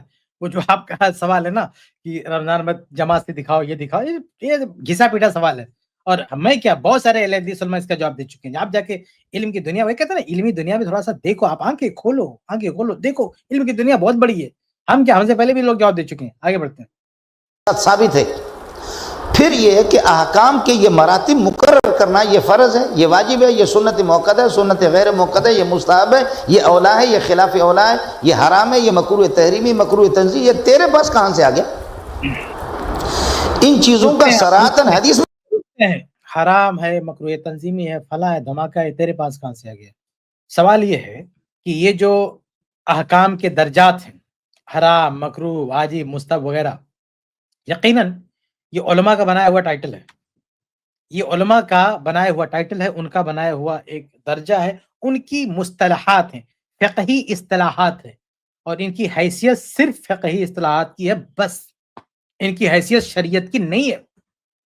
مثال کے طور پر میں آپ کو مثال سمجھاؤں، ایک آدمی 5 وقت کی نماز پڑھتا ہے حدیث کے مطابق، مان لیجیے اس نے فجر کی نماز پڑھی، 2 رکعت نماز پڑھی اس نے فجر کی حدیث کے مطابق، تکبیر سے لے کے سلام تک اس نے حدیث کے مطابق پڑھا، رکوع، سجدہ، قیام سب حدیث کے مطابق پڑھا، لیکن اسے نہیں معلوم کہ اس میں مستحب کیا ہے، اس میں جو ہے مباحات کیا ہے، نماز کی مبطلات کیا ہیں، یہ ساری چیزیں اس کو نہیں، ڈیٹیل نہیں معلوم اس کو، لیکن اس نے پوری نماز حدیث کے مطابق پڑھی ہے اور ایمان کے ساتھ پڑھی، ان حدیثوں پر ایمان لاتی ہوئی، اللہ کے نبی صلی اللہ علیہ وسلم کی حدیث صلو کما رأیتمونی اصلی، اس پر عمل کرتی ہوئی، اس نے صرف یہ دیکھا کہ نبی سے یہ ثابت ہم ایسا کریں گے، لیکن اس ثبوت کا پر فقہی اصطلاح کیا بنے اسے کچھ نہیں پتا۔ لیکن ایک دوسرا بندہ جو وہی 2 رکعت نماز پڑھتا ہے اور ان فقہی اصطلاحات کو بھی جانتا ہے، مجھے بتاؤ کیا اس کے فقہی اصطلاحات جاننے کی وجہ سے اس کا ثواب بڑھ جائے گا؟ نماز میں اس کا ثواب بڑھ جائے گا؟ اس کی نماز کی کوالٹی بڑھ جائے گی؟ بطور خاص جب وہ فقہی اصطلاحات سے لدا ہوا ہے لیکن حدیث کی اتباع اس کے اندر نہیں ہے، تو کیا فقہی اصطلاح سے اس کا ثواب بڑھ جائے گا؟ ہرگز نہیں۔ ہم نے کب کہا کہ یہ اصطلاحات دین کا حصہ ہے؟ ہم اسے دین کا حصہ مانتے نہیں، یہ دین کا حصہ نہیں، یہ تبلیغ دین کا ذریعہ ہے، یہ تفہیم دین کا واسطہ ہے، بس۔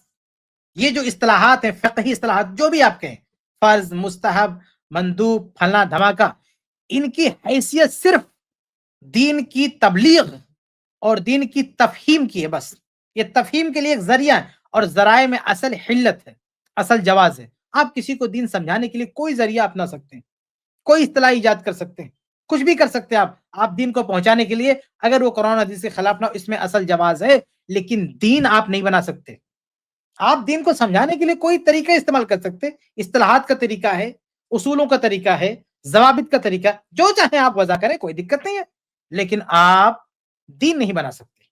تو یہ جو مصطلحات ہیں یہ فقہاء نے بنائی ہیں، لیکن فقہاء نے دین نہیں بنایا۔ اللہ کے رسول نے فرمایا الیوم اکملت لکم دینکم، دین آج مکمل ہو چکا ہے۔ جب دین مکمل ہو چکا ہے تو ان کی اصطلاحات کیا دین میں اضافہ ہے؟ ہرگز نہیں، ہرگز نہیں اضافہ ہے۔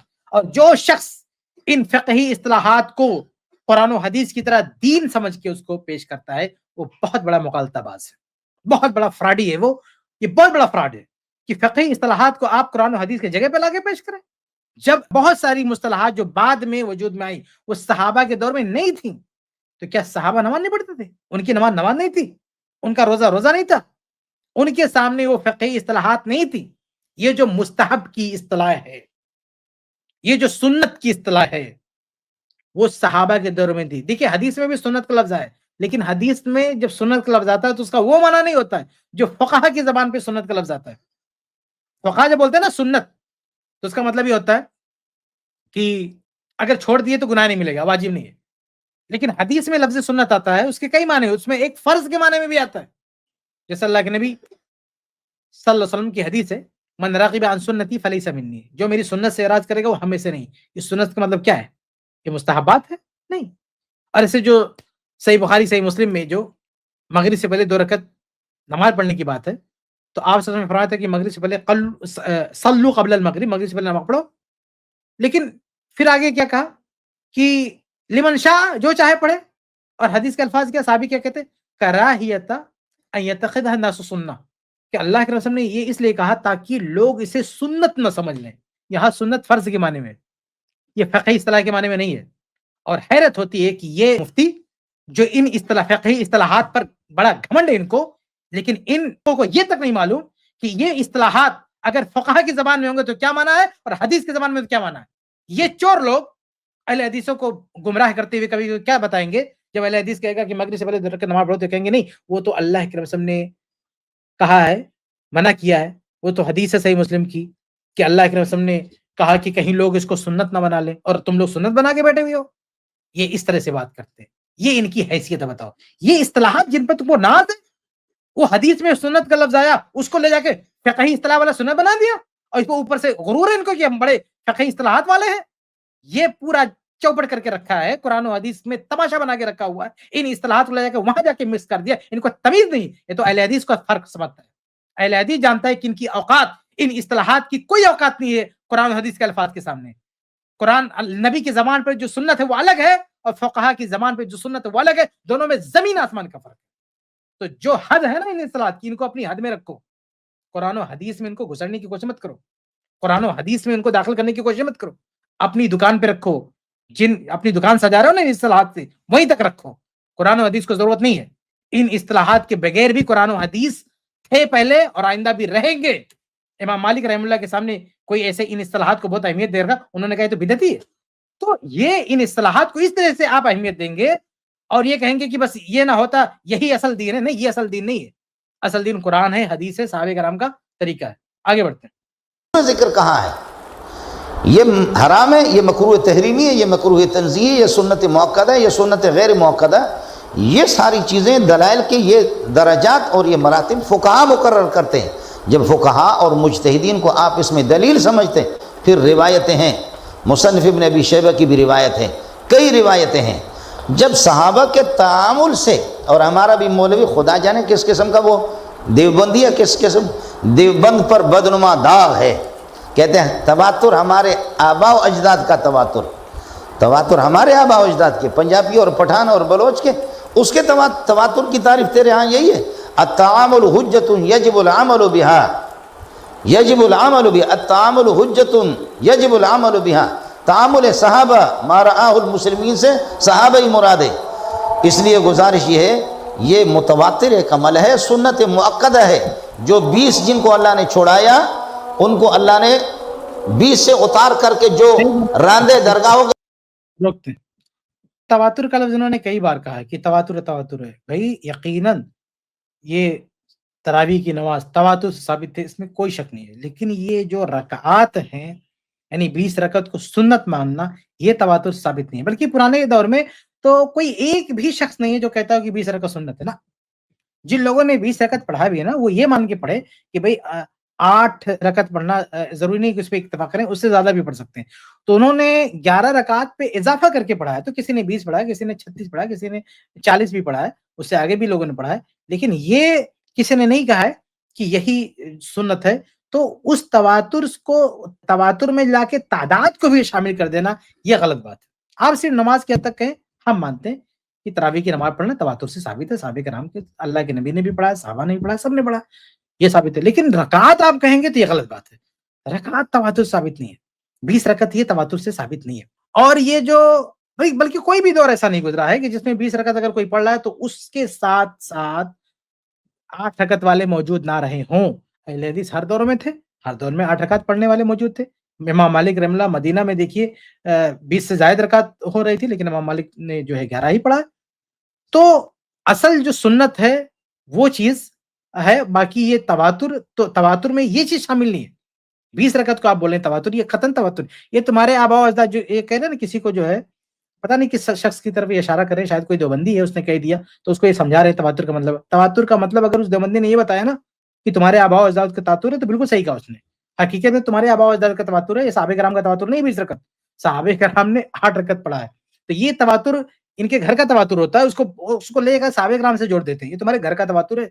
जैसे ये जो बिदअती लोग ना, अहले बिदअत, ये जुलूस मनाते हैं, जुलूस ईद मिलादुन नबी। ईद मिलादुन नबी भी तवातुर से साबित है, यकीनन तवातुर से चला आ रहा है, लेकिन ये तवातुर इनके आबा व अजदाद का है, ये सहाबे कराम का तवातुर नहीं है। तवातुर भी असल तवातुर क्या है?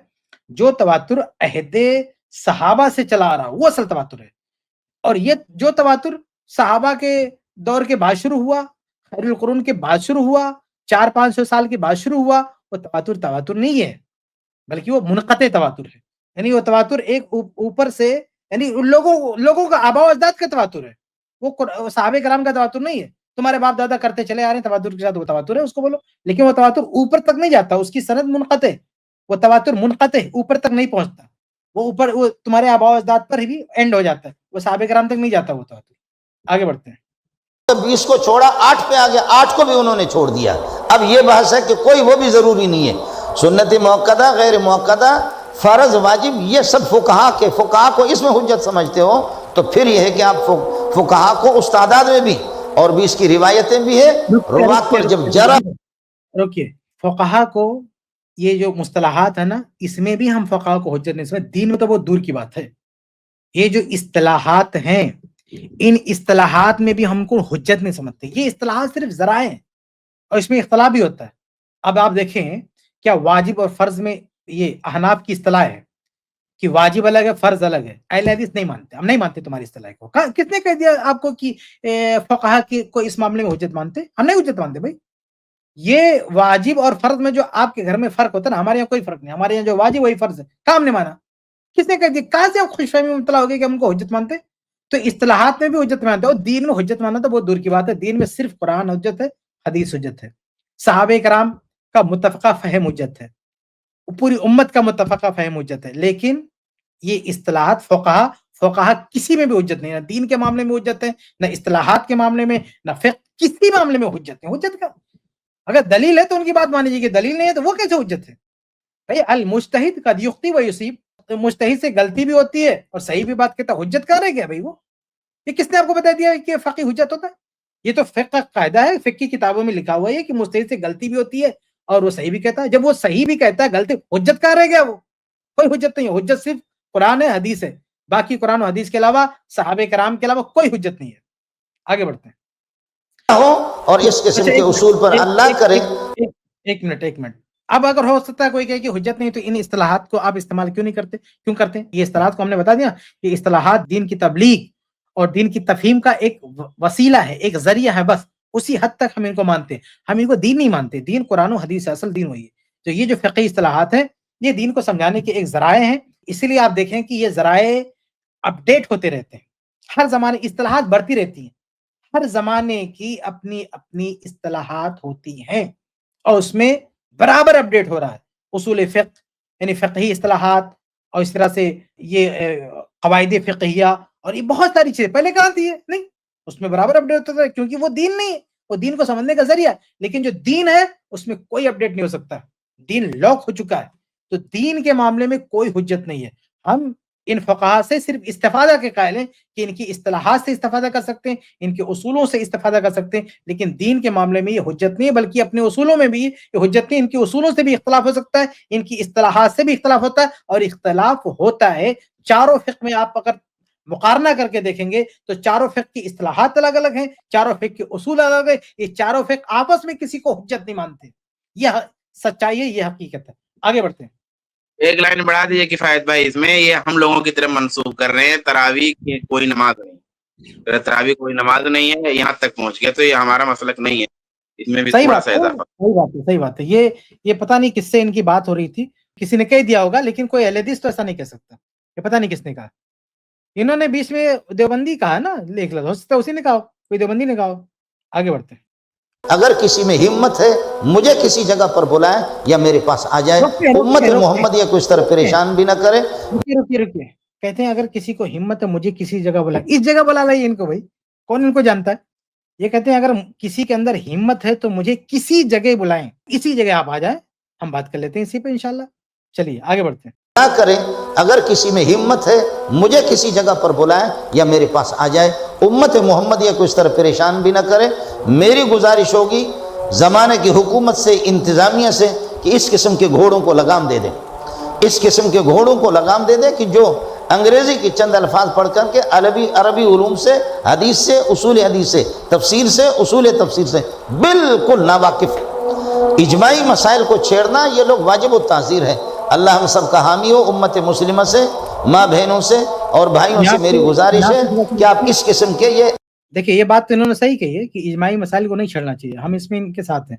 لیکن 20 رکعت تراویح اجماعی مسئلہ نہیں ہے، بلکہ اگر صحابہ کرام کا آپ دیکھیں گے نا، صحابہ کرام میں صرف ایک ہی تعداد ہم کو ملتی ہے، وہ 11 رکعت ہے. اس اعتبار سے اگر آپ کے اصول سے کہیں تو صحابہ کرام کا اجماع 11 رکعت ہے. باقی اس مسئلے پہ اگر کوئی بحث کر رہا ہے تو اجماع کے ساتھ کوئی چھڑکانی نہیں کر رہا. آگے بڑھتے ہیں. اجماعی مسائل کو چھیڑنا یہ لوگ واجب التعزیر ہے. اللہ ہم سب کا حامی ہو. امت مسلمہ سے، ماں بہنوں سے اور بھائیوں سے میری گزارش ہے کہ آپ اس قسم کے، یہ اللہ جانتا ہے کہ عالم بھی نہیں لگتے ہیں ان سے. میں زیادہ علمی بحث کرنا نہیں چاہتا. تراویح اور تہجد دونوں کے حضرت انس کی روایت مسلم شریف میں دیکھو، حضرت نے ہمیں مسجد میں جو نماز پڑھائی وہ نماز اس سے ہٹ کر کے گھر میں جا کر کے رمضان میں جو گھر میں جو نماز پڑھی وہ اس کے علاوہ تھی. تہجد وہ تھی، یہ تو تراویح تھے. اور رکے، یہ حضرت دیکھیے کتنی ڈھٹائی کے ساتھ، بہت افسوس ہوتا ہے کہ اپنے آپ کو بہت بڑا علامہ سمجھتے ہیں اور کہتے ہیں نا کسی نے عربی پڑھنے میں غلطی کر دی، مذاق اڑا رہے ہیں. آپ کو بہت عربی آتی ہے، آپ بہت بڑے علامہ ہیں، اور صحیح مسلم کی حدیث کا دن دہاڑے اس میں تحریف کر رہے ہیں، اس کا خود ساختہ مفہوم بتا رہے ہیں. اللہ اکبر. صحیح مسلم کی جس حدیث کر انہوں نے اشارہ کیا نا، یہ حدیث صحیح مسلم میں ہے، حدیث نمبر 1104. اس میں کیا ہے؟ انس رضی اللہ عنہ فرماتے ہیں کہ کانا رسول اللہ صلی اللہ علیہ وسلم یصلی فی رمضان فجئت فقمت الى جنبه وجاء رجل آخر فقام ایضا حتى كنا راحتا.